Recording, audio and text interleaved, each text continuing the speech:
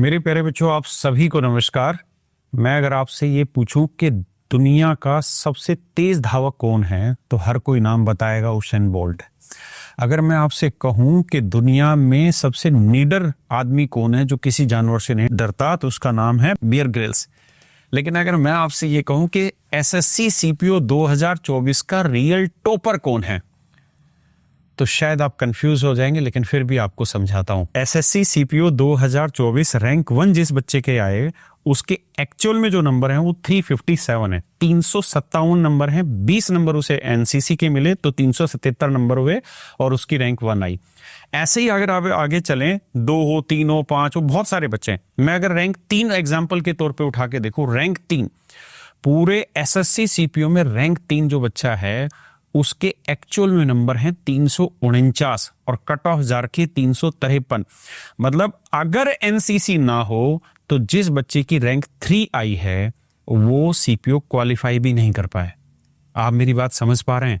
लेकिन 349 में जब 20 नंबर जुड़ते हैं तो बच्चा बन जाता है रैंक 3। मेरे दोस्तों, आज मेरे साथ एक ऐसा बच्चा बैठा हुआ है जो रियल में जिसने एसएससी सीपीओ 2024 टॉप किया है। नाम है अमन झाकड़। इस बच्चे के जो स्कोर है 361 पॉइंट समथिंग, 361 पॉइंट समथिंग इस बच्चे के नंबर हैं। और एसएससी सीपीओ में अगर नंबर वाइज देखें तो इससे ज्यादा नंबर किसी भी बच्चे के नहीं है। अमन भाई, आपका स्वागत है। Thank you sir. Thank you, आप आए यार इसके लिए। और मुझे बड़ी खुशी हुई कि आपने एसएससी सीपीओ टॉप किया। वो बात अलग है कि आपकी रैंक उस हिसाब से नहीं आ पाई क्योंकि आपके पास एनसीसी नहीं था। यार तूने एनसीसी ले क्यों नहीं लिया? अगर तू एनसीसी ले लेता तो तेरे तो नंबर बहुत ज्यादा हो जाने थे। यस सर, कॉलेज में बहुत ही लिमिटेड सीट थी। फ्रेशर के लिए 20 सीट्स अवेलेबल थी सर। तो एक चीज तो है कि एनसीसी में ये 20 नंबर का डिफरेंस बहुत बड़ा हो गया है ना। मतलब एक बच्चा जैसे 3rd रैंक है, ये क्वालिफाई भी नहीं कर पाता बेचारा, और एनसीसी की वजह से 3री रैंक पे पहुंच गया। तो ये तो बहुत बड़ा गेम हो गया है। तो मतलब हम ये कह सकते हैं कि अगर आप सीपीओ में सिलेक्शन लेना चाहते हैं तो एनसीसी तो गेम चेंजर हो गया एक किस्म से।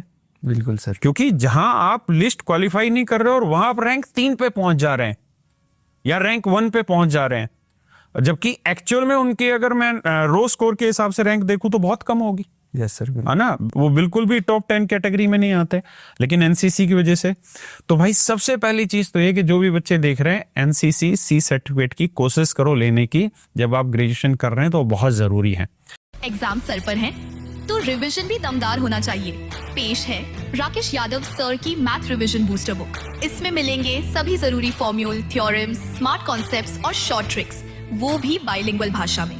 चाहे रेलवे हो या एसएससी सीजीएल हो या कोई और 1 डे एग्जाम, अब मैथ्स का रिवीजन होगा आसान और तेज। तैयारी भले ही आखिरी समय की हो, लेकिन अब कोई कमी नहीं रहेगी। मैथ्स में टॉप करना है तो रिवीजन बूस्टर जरूरी है।